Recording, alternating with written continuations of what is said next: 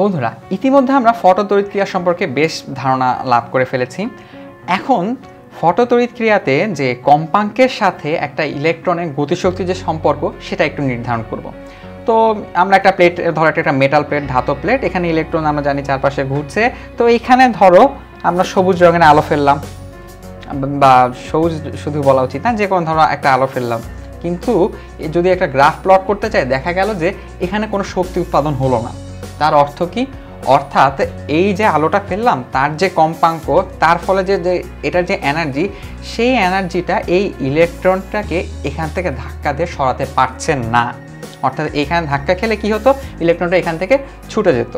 তো এই ঘটনাটা আসলে কিসের মতো?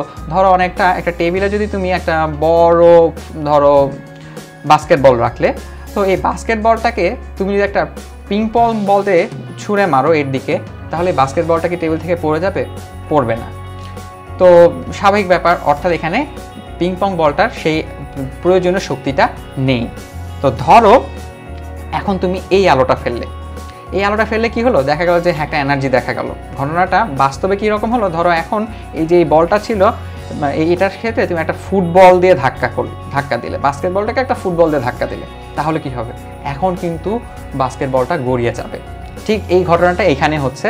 অর্থাৎ এই যে এই আলোটা এখানে এসে পড়ছে, এরপর দেখা গেল যে হ্যাঁ, ইলেকট্রন এখান থেকে ছুটে গিয়েছে। ছুটে গেলে কি হবে? অবশ্যই তার একটা বেগ রয়েছে, ধরো সেই বেগে সেটা এখান থেকে ছুটে যাচ্ছে। কেন হলো? অর্থাৎ এই যে আলোটা এখানে পড়ছে, এর যথেষ্ট পরিমাণ শক্তি রয়েছে, যা কিনা এই ইলেকট্রনকে এই মেটাল ধাতুর পৃষ্ঠ থেকে মুক্ত করতে পারে। মুক্ত করলে কি হবে? সে ভি বেগে ছুটে যাবে। অর্থাৎ তার একটা কি হলো, গতিশক্তিও তৈরি হলো। এখন তো দেখা গেল যে আচ্ছা ঠিক আছে, আরেক ধরনের আলো আমরা ফেললাম, এই আলোটা ফেললাম। ধরো এই আলো ফেলার ফলে হলো কি, যে হ্যাঁ, এখন ইলেকট্রন মুক্ত হচ্ছে এবং তার বেগ সর্বোচ্চ। এবং অর্থাৎ এটার মানে কি? এর মানে হচ্ছে কি, যে আগের যে আলোটা ছিল সেটাকে মুক্ত করতে পারছে এবং সেটা ছুটে যাচ্ছে, কিন্তু সর্বোচ্চ বেগে না। এখন এটার হচ্ছে কি, যে হ্যাঁ, ধাক্কা দিল এবং মুক্ত করলো এবং একই সাথে ভি ম্যাক্স অর্থাৎ সর্বোচ্চ বেগে ছুটে যাচ্ছে। অর্থাৎ আমরা যদি এই আলোর এনার্জিটাকে ই দিয়ে প্রকাশ করি, তাহলে ই সমান আমরা লিখতে পারি, মুক্ত করতে যে শক্তিটা লাগছে, ধরো মুক্ত করতে ডাব্লিউ পরিমাণ শক্তি লাগছে, সেই এনার্জিটা তো অবশ্যই এই আলোর মধ্যে আছে। এবং পাশাপাশি এর যে সর্বোচ্চ গতিশক্তি, সেই গতিশক্তিটা অন্য কোথা থেকে আসবে না, এই আলোর শক্তি থেকে আসবে, সেইটা প্রদান করারও এর শক্তি রয়েছে। এই জন্য আমরা লিখলাম W pass kinetic energy maximum. তাহলে ডাব্লিউটা কি হবে? ডাব্লিউটা হচ্ছে তার যে পরিমাণ কম্পাঙ্ক থাকলে জিনিসটা মুক্ত হয়। তো ধরলাম সেটা হচ্ছে এফ নট কম্পাঙ্ক। তাহলে এফ নট কম্পাঙ্কের এনার্জি হচ্ছে আলোর ক্ষেত্রে এইচ ইন্টু এফ নট হবে। আর আমরা জানি ইলেকট্রনের মোট শক্তি হচ্ছে, এখানে আমরা গতিশক্তি লিখতে পারি হাফ এম ই ভি ম্যাক্স স্কোয়ার। এই হচ্ছে আমাদের একটা ফর্ম। যে কোনো একটা আলোর ক্ষেত্রে যদি সেটা আমাদের ধাতব পৃষ্ঠ থেকে ইলেকট্রনকে মুক্ত করতে পারে, তার শক্তির রাশিমালা। তো এটা গ্রাফিক্যালি আমরা কিভাবে প্রকাশ করতে পারি?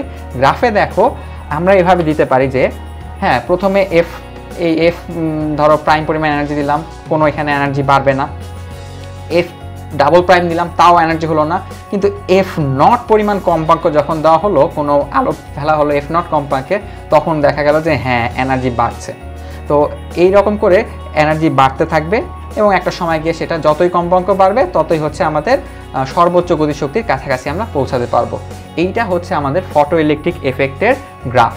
তো এইভাবে আমরা এই সূত্রটা ব্যবহার করে অনেক ধরনের গাণিতিক সমস্যার সমাধানও করে ফেলতে পারি।